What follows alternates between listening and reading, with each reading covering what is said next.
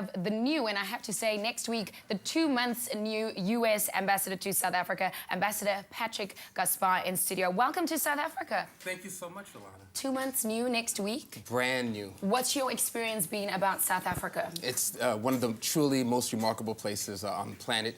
This is the second occasion that I've been here in South Africa. I was here 23 years ago, and it's spectacular to come back to see all the transformations that have taken place in this society. It's beautiful. And you're not just saying that, right? No. Because this is live TV, you know that. No, this is, oh, I know it's live TV, and I'm hoping that before I'm off, you show me your famous pocket dance. Oh, wow, look at Patrick, you see, you just impressed me. When Patrick sat down, he knew that we were cooking bobotie on the show, so I have to say, what is your opinion on Kus sisters? I have to tell you, and this may be controversial with my friends in Pretoria, but I really prefer the co-sisters that I've had down here.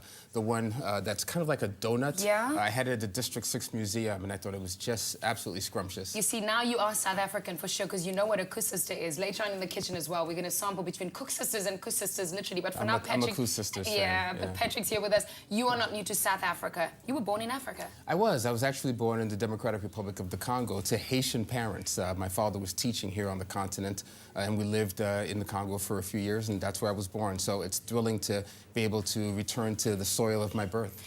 Your relationship with South Africa doesn't just stay with the fact that you are here as the U.S. ambassador. I mean, you've met Madiba.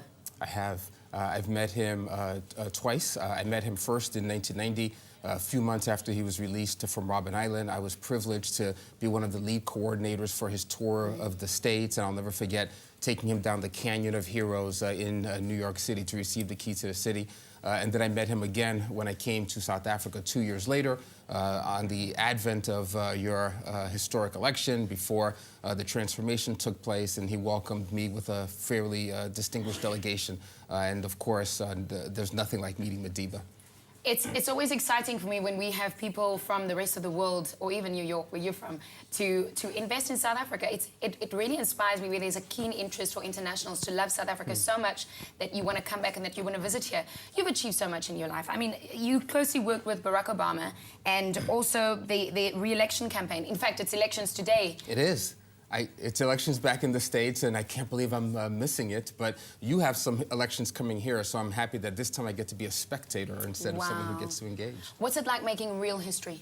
You South Africans know so much more about making real history, but I will tell you that it was a great honor to be able to serve this president on both of his campaigns in his White House, a moment of all America truly coming together around common purpose, and it was a global moment, so it's thrilling. Being in South Africa, you didn't just come here by yourself. You brought your family and your children. You're like a true Barack yourself. What's it like being here with the whole family and showing them around in South Africa? It's great. So I'm here with my wife, Raina, and my 16-year-old boy and my 13-year-old girl. And I have to say, hey guys, there they are. I have to say, they're teaching me more about South Africa than I'm teaching them. It was really special to go into Soweto, to go to the Hector Peterson Memorial with my children, to help them appreciate the sacrifices that young people have made in this country to create this stunning democracy, and it gave them a real sense of inspiration. So seeing it all through their eyes is awesome. Well, I'll tell you what else is awesome. If you just tuned into your Feel Good Breakfast show, we are chatting to the new. We call him new because next month it is exactly or next week, it's exactly 2 months that he is the new U.S. ambassador to South Africa. Being the new U.S. ambassador to South Africa, what do you look forward to? I mean, what do you do on a day-to-day? Do you tour and just go sightseeing?